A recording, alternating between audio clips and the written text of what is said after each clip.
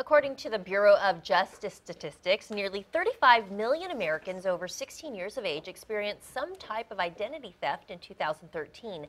And now that the holiday shopping season is upon us, it's a good time to protect yourself and know what to do should you become a victim. Financial educator and counselor Sylvia Watford from Bayport Credit Union. She's here to tell us more.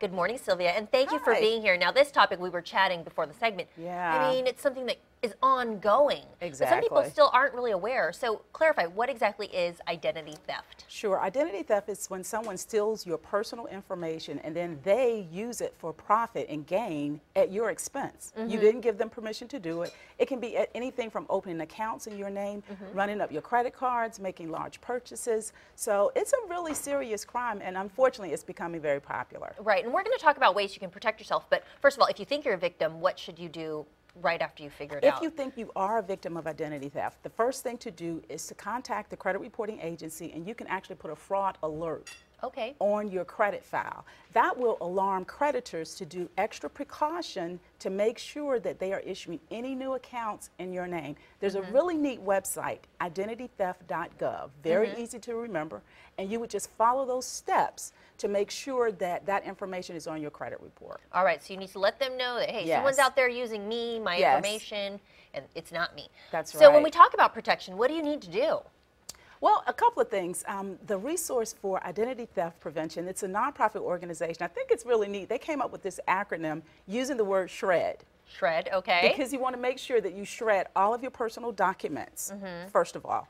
And then when you think of the S, you want to make sure that you have strong privacy settings on your computer, strong passwords. So many times we want to just do a quick password, but you want to make sure that it's, 7 to 8 digits, a capitalized letter, a small letter, a number, a sign, because that's added protection. All right. Okay, so that's the first thing in terms of SHRED.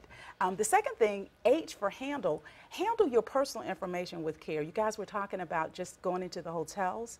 A lot of times you'll have like a safe box where you can lock your information. So be careful, even with your identification, your passport, you want to make sure that you handle that with care. R stands for review your credit report. We talk about that all the time. But you should check it. Exactly, because if they steal your information, it is going to show on your credit report accounts that you haven't opened, so you want to review that and make sure that you challenge that, okay?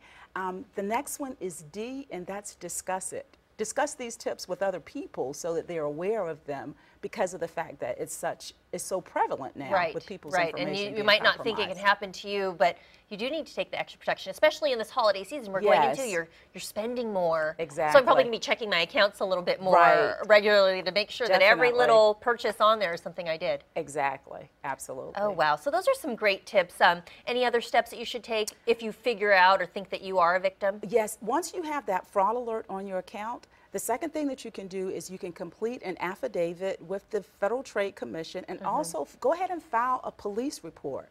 Once that is done, you can put a credit freeze on your credit report, and that way no one can access your account unless you actually lift that freeze to allow a creditor to access your information, because that's an added layer of protection that will really help you if you become a victim of identity theft. All right, some great information and things to definitely keep in mind this holiday season. For more information, stop by any of the Bayport Credit Union locations across Hampton Roads. You can log on to bayportcu.org. Sylvia, great having you here. My pleasure.